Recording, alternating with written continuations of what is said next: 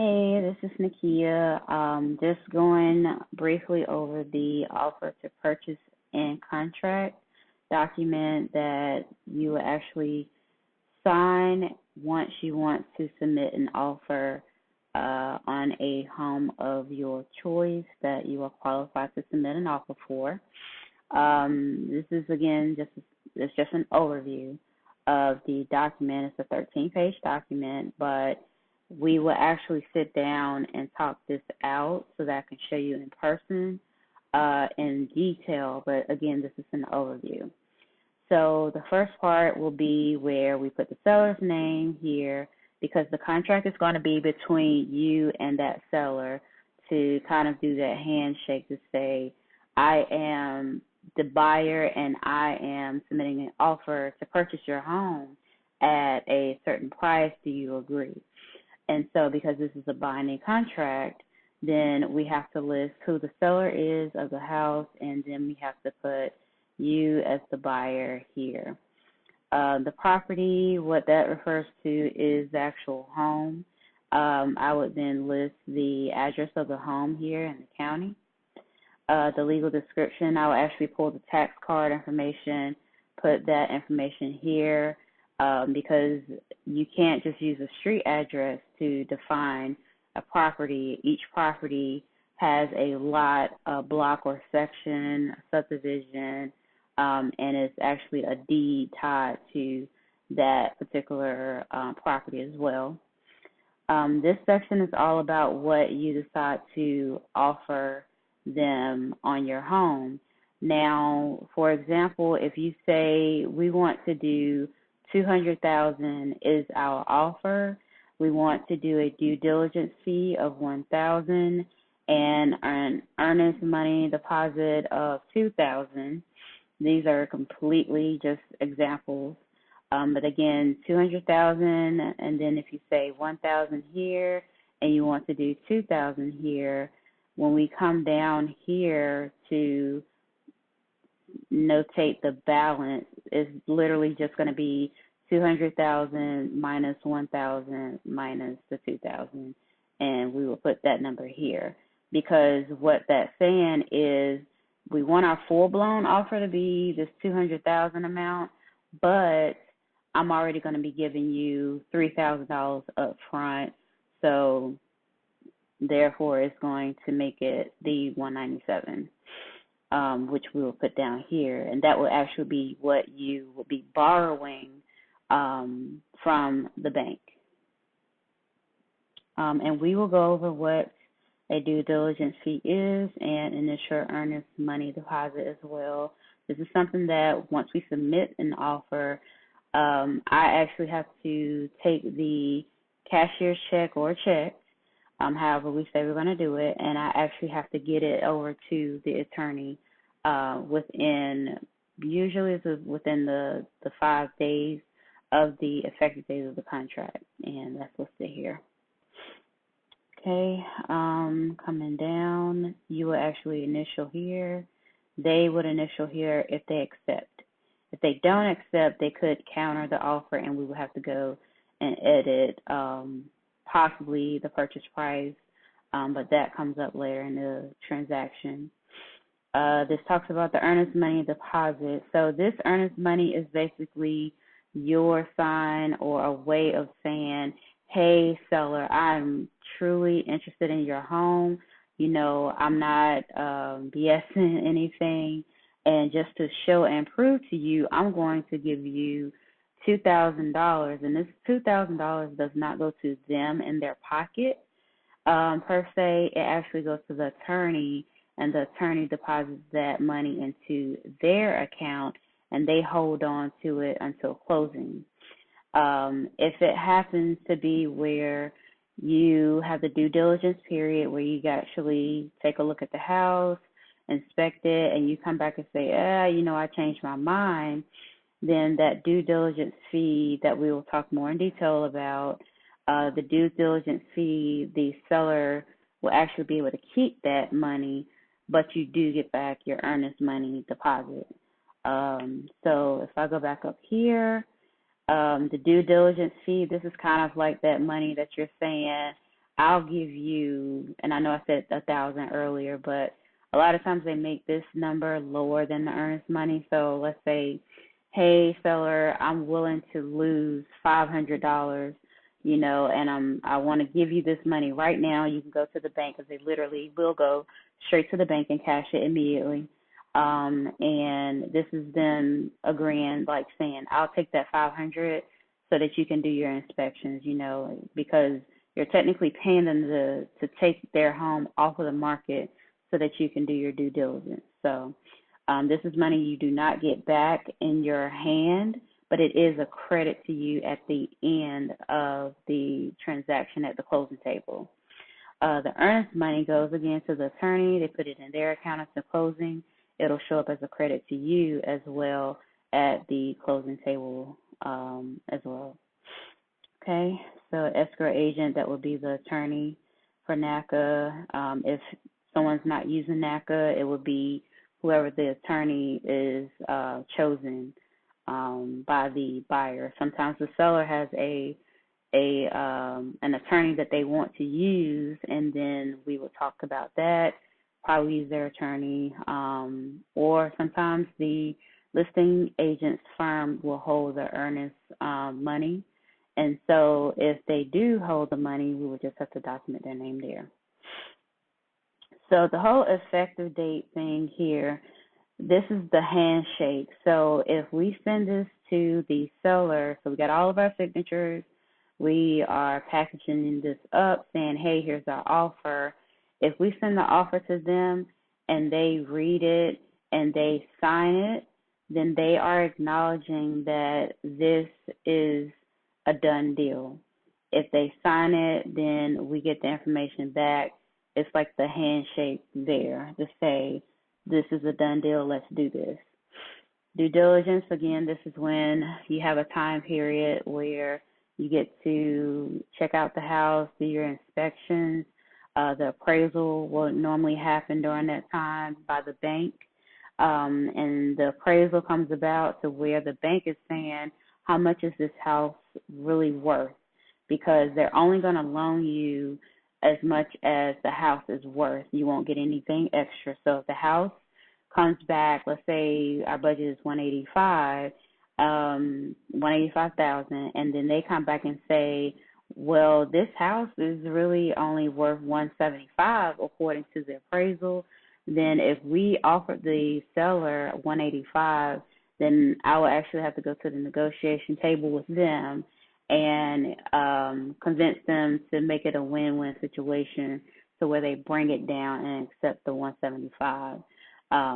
It has happened where if you say you want to do 185, and this is something that I make sure of, that if it comes back with the appraisal is lower than the amount that we want to offer, I want to make sure that you have the additional money to come out of your pocket to say, okay, well, I wanted to offer 185.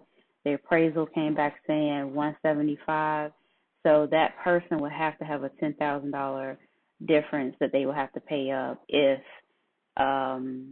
the seller says, no, we're not bringing this price down at all. Then that person will have to come up with the $10,000, which it shouldn't be that huge of a difference, because I'll look at the comps in the area to make sure we're not offering well over what the home is worth. Okay, so the due diligence period, whatever date we choose at the end, it ends at 5 o'clock that day.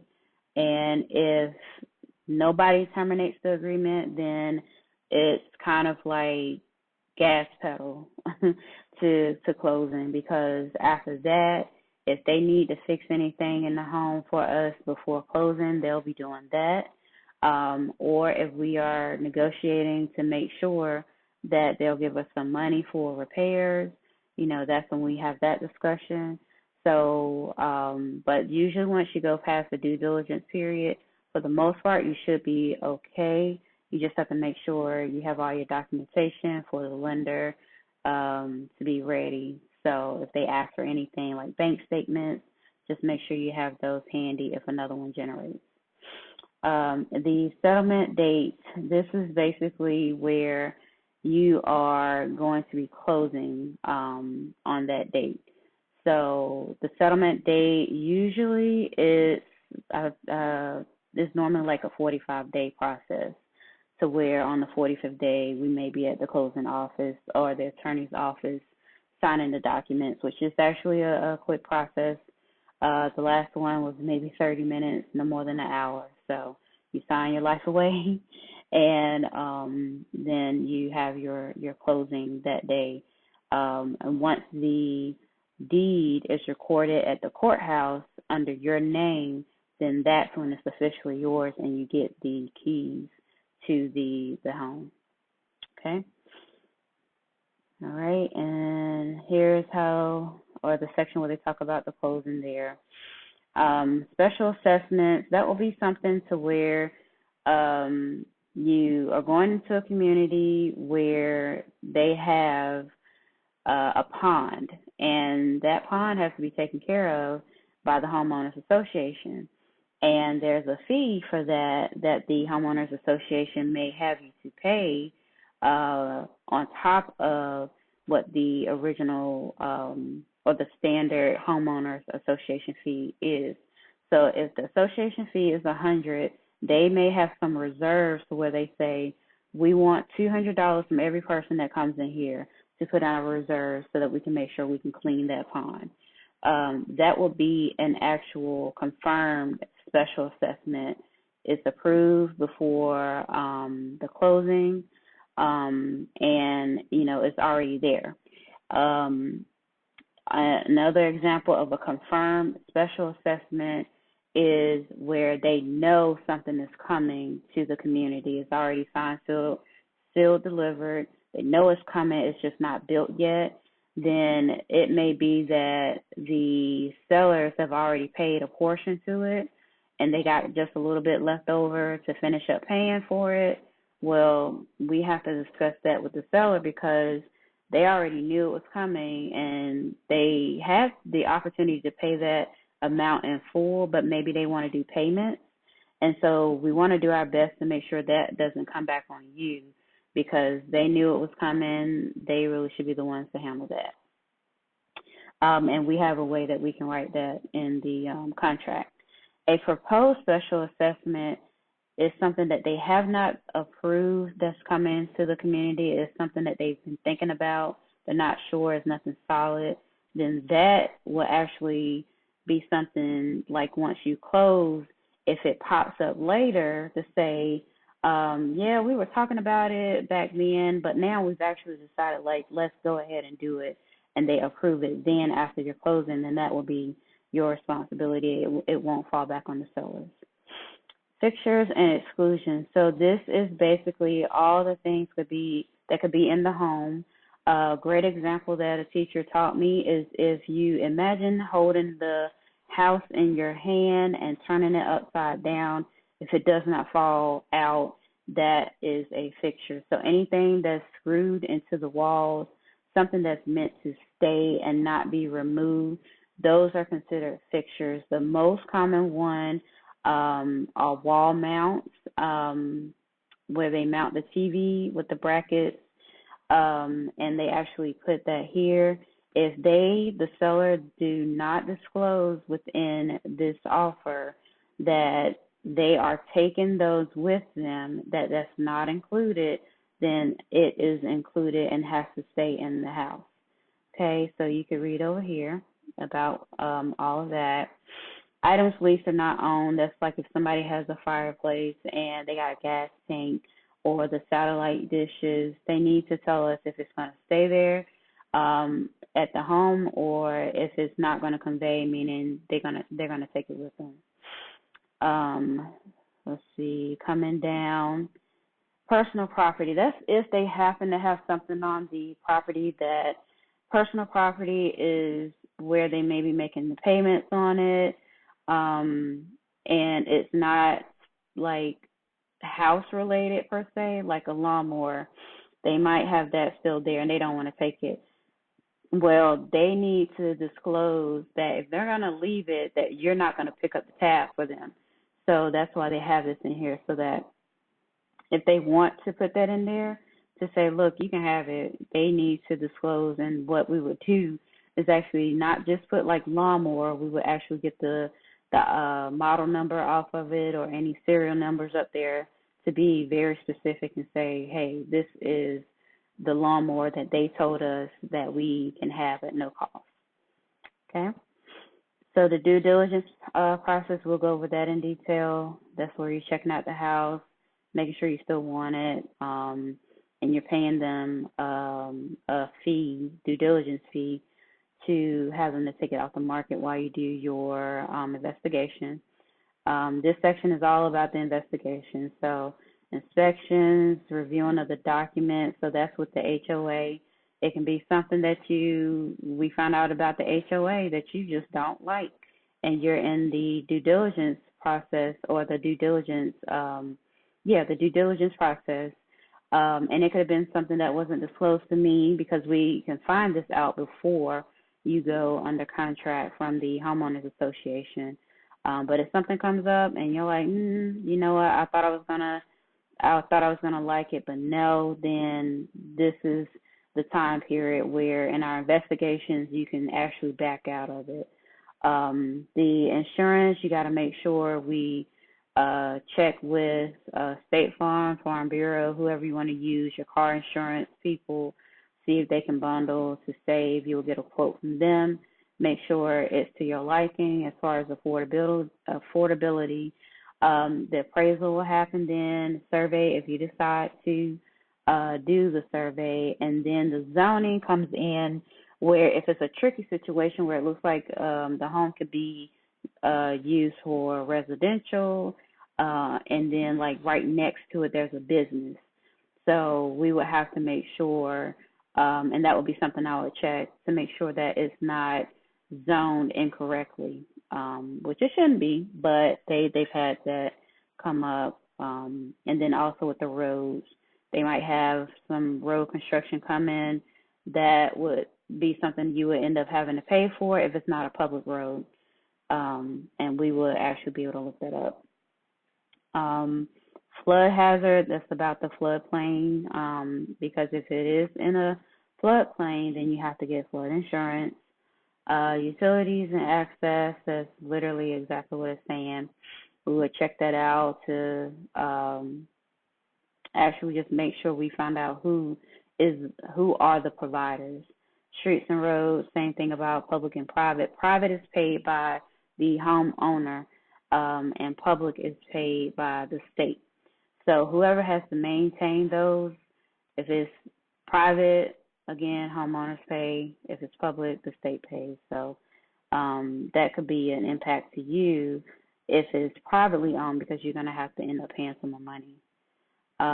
Fuel tank, again, that's if it's a fuel tank up there, we got to find out if it's leased, if it's owned, and if it's staying.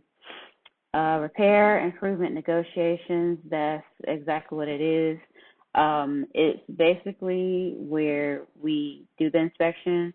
Inspection comes back and says these items we recommend having a licensed person fix. We choose the items that we want to be fixed. And then with NACA, there are certain items that cannot be skipped. And so it's like an HVAC issue. If there's something wrong with the AC in the house, it has to be fixed. And so we have to get the seller to fix that, or maybe give us the money to do it. Preferably, we want them to fix it, but they can give us the money to do it too. But that's what this whole section is about. We have the inspection, find out what needs to be fixed, go back to the seller, say, hey, Mr. Seller, we want you to fix XYZ. Are you going to fix it? Yes or no? And then we kind of negotiate which repairs happen. Buyer's obligation to repair damage. If you go on their property and for some reason you punch a hole in their wall, you got to pay for it. Let's see, indemnity. Let's see, sellers will be harmless. Yeah. So if something happens where we go on a property and we're doing our inspection, something happens to us, the seller is not responsible for it. It would be just like you should have been careful type thing. Buyer's right to terminate. You have the right to terminate at any point in time within the due diligence period. If you decide to terminate, you can terminate for whatever reason you want. We will actually fill out a form, submit that to the seller, and we will get our earnest money back. Probably within a couple days. It could be like a week or two, depending on how fast the attorney can cut the check to get it back to us. Okay, let's see. Buyer representation. This is all about your loan. You do intend to get a loan. Yours would be considered a conventional. And for anyone else looking at this, if you have an FHA, we will put that. And we will also put the term, so 30-year, 5-year, if you have a adjustable rate mortgage. And then we'll put the interest rate there. Okay, let's see. Other property, buyer does or does not have to sell. If you have another home, let's say you were living in a house and you're like, I cannot buy until this house has sold, then we will have to say, you do have to, you do have a property that you need to sell in order to get that loan, and that would then be considered a contingency on your purchase. So if someone submitted an offer with that, and the seller saw it, but they really liked everything that we were offering, they may accept something like that, and they would have to sit and wait for us to sell our house before anything would happen with that contract other than the due diligence. Like we could not close because we would have to clear that house that needs to be sold first so that we can get the money from that and then get a new loan, and you can't move forward on the contract until then. But in our situation, we don't need that. Okay, so let's see, the remaining portion here is the residential property and owners association property disclosure statement. Very long, but this is a document where we have to I have to get that to you, and that's where the seller is disclosing any known issues with the home on that form. They also have to tell us about the mineral and oil and gas rights as well, and that's basically the land up under the house. It has to belong to them because if it doesn't belong to them, they can't sell it. They have to own the rights to the land. And they have to disclose to us if they sold it off to somebody or what have you, because we need to know that to decide if we want to move forward. Okay, buyer's obligations. This talks about what all you would be responsible for paying for. And this doesn't mean that it comes out of your pocket like once it happens, they're looking for money. Now, inspections, they will actually look for that to come out of your hand right after they do the inspection. The due diligence money will come out of your hand, and the earnest money will come out of your hand as well. But you get credits back in closing for the money that you had to put up for or up front. Okay. Let's see. Solar representation, just something I would do. Lead-based paint. Any home that's built before 1978, they would have or potentially have lead-based paint in it, which is very harmful to people. Heard it cause cancer, things like that. If we were looking at an older home, we would have to have that disclosed, and a lead-based paint inspection would have to be done to see if they ever repainted the house. The assessment part, that goes back to where if there's proposed special assessments or not. If they have any proposed ones, they are going to tell us about it here, or I would put that there once they tell us. And it has sellers warrant that there are or are not any confirmed special assessments. If they do have it, then we have to document what those confirmed special assessments are, because this document is really just full disclosure, so they have to disclose the information. This section is about me documenting who the HOA is, how much the dues are, and how often. Seller's obligations. So this whole section, if they default to say we're backing out, we don't want to sell anymore, then that's a good chance that you will get your money back. You can possibly get your due diligence back and your earned money, and if you've already paid for inspections, you could possibly get that back too. Deeds and taxes, the seller will be paying for that, and they will ask you, how do you want your deed to be written out to you? If we have the seller to pay us any closing costs, we will put it here. And the remaining part of the document, the proration, it talks about the taxes. We'll go over that in detail. Home warranty, we'll also talk about that because you can ask the seller to pay for it, to give us the money to do like a year warranty on your appliances. Let's see, the settlement date that talks about when we get to the point of we chose this date to close, but something comes up, we both, on both sides, we get 14 days from the date of closing to get things resolved. As long as we're acting in good faith, then everything is still okay. The possession, we're going to get it after closing, so we don't need that. And the remaining part here, the computation of days and time, every day counts. There's no days off, just because it's the weekend. If something has to be delivered in 5 days, it's 5 days on the dot. And other than that, that is it. Wire fraud warning. Short version is do not give wire instructions to anybody via email. If you are giving it via phone, make sure it is someone you know, the number that you know, and they actually recommend to do it in person if you have to, which I don't believe you have to do that anyway. And that is basically it on this here. This document here is where everybody's signing off saying, hey, yeah, we got the check. We got the check, due diligence money. The agent has to sign saying, yep, we got it. They have to get the seller to acknowledge that they got the check, that it was delivered to them. And this is the attorney. They will acknowledge that they got the earnest money.